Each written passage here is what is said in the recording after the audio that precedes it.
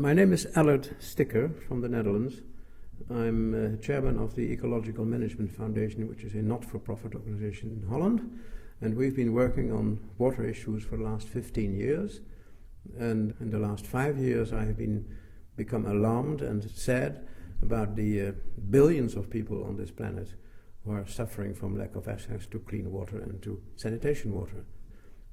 I don't believe I'm absolutely convinced that religion can do something. In the first place, water is a very major symbolic element and ritual element and historic cultural element in the religions, and religions are sustainable organizations. And secondly, because of their presence in many, many, many schools in developing countries, they can use their presence in these schools to improve sanitation water and drinking water, which then will also carry on to the families where the children are coming from, and this will spread the news and spread more health, offering a future for the children of the developing world. I'm Graham Alabaster. I'm from the United Nations Human Settlements Programme, UN Habitat, based in Nairobi, Kenya. It's the first time I've been to a meeting like this. As a development agency, we've known about, of course, the existence of faith-based organisations and the excellent work that they've done. But in terms of coordinating the way it works and seeing how we from an international agency can work more closely with them, this is a great first step. I mean, I was absolutely amazed to learn issues about Islam relating to the reuse of wastewater. Now that for me is fascinating because it's work I do a lot. And I didn't know that in Islam there's very straightforward values and fatwas about how wastewater is reused. But that makes my job a lot easier once I understand those issues, and I guess it's the same for the other religions as well. So, another thing that's come to mind, I think that religious faiths have a longer term perspective than us in the development agencies, and we're constantly pushed into sort of 2 and 3 year boxes to deliver on programs and projects, when in actual fact to have a proper impact and to have a sustainable impact on what we do and to change behaviour and attitudes, you need a longer term perspective. I mean, we all know the huge role that the religious organisations play in development, but I don't think we really understood exactly what the process was for us to work better together. But this meeting has really put things into a much better perspective. Len Abrams, and I work with the World Bank. I work in the Africa region in water resources.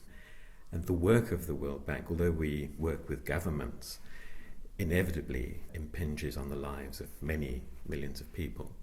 Many of them, if not most, have a very strong faith element in their lives, in their communities, etc.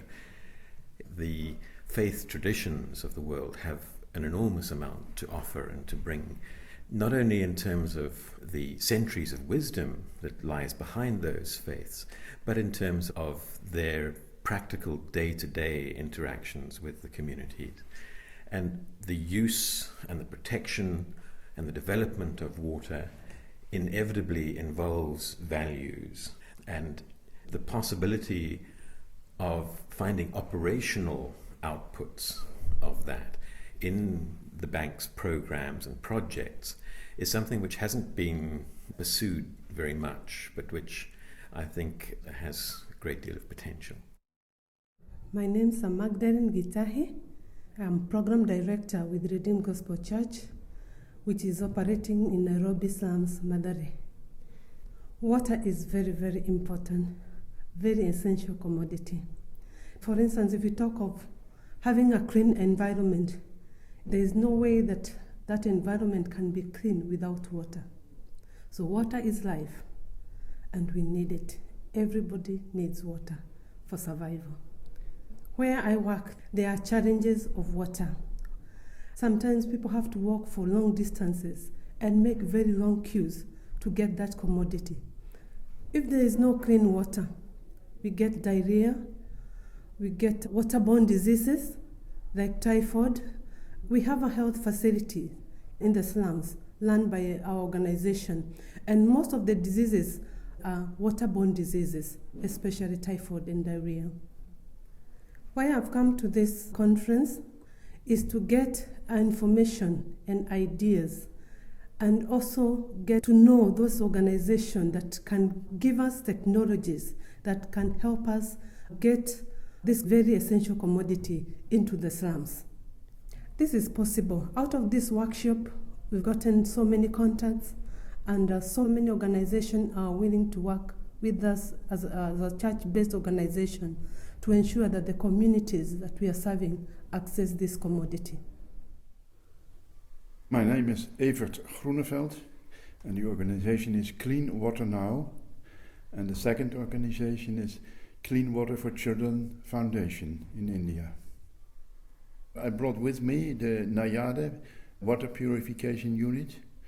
If you have a picture of the people in rural areas, the women and children bringing water to the village from wells, lakes, etc. And what we are doing with this unit is to bring the standard of the quality of the water to the highest possible level. And the system is working with two techniques. The first one is with filters. And the second thing is we work with solar energy. So when the water comes out, the water is free of all waterborne diseases.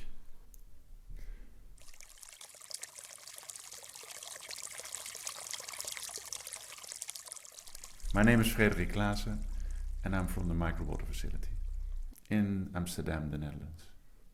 I strongly believe these products must be financially sustainable as well.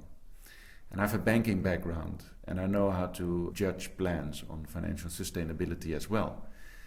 And this financial sustainability is crucial because you want to have the people in the field having the product for more than 1 year or 2 years, not relying on donor money.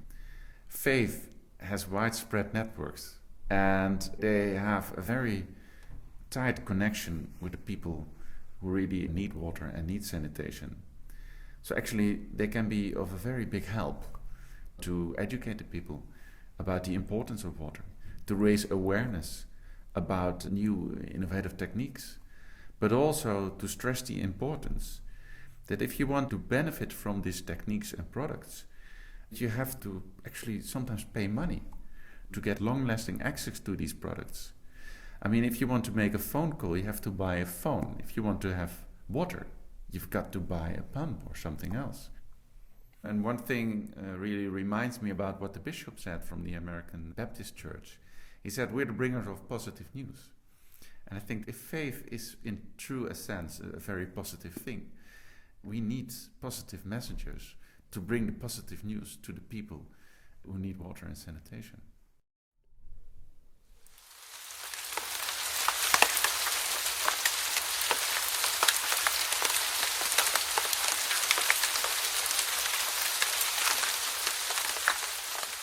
Martin Palmer, and I'm Secretary General of the Alliance of Religions and Conservation. 25 years ago, when we first invited religious leaders to come and discuss with the major environmental organizations the environment, we had a very hard job finding 5 religious leaders who even knew there was an environmental problem, let alone had anything to say about it. 25 years later on, the UN is describing the involvement of the faith in the environment as the world's largest civil society movement. What has come out of this meeting has been invitations. Now that may not sound like much, but the faiths have not engaged with water issues deeply for the very simple reason that nobody's invited them. None of the major secular groups have ever had a program working with the faiths. They haven't even included them in the general program. By the end of this morning, we had the World Bank saying, we want you to come and be partners with us in World Water Week at the World Bank. We had the UN saying, look, if the faiths could create a group that could then be a partner with the United Nations on all its water projects, we extend that invitation. You had faith groups saying, now that we know what resources you've got, we want to invite you to come and work with us with our schools. Because in the end, what this event has been about is the fact that some 50% of the schools in the developing world are run by the faiths. Why haven't they been a major partner with all the secular agencies working on education and health? That was the scandalous question that was the basis of holding this event. And the answer is, because largely the faiths didn't know about the secular and the secular didn't know about the faiths. No such excuse exists now.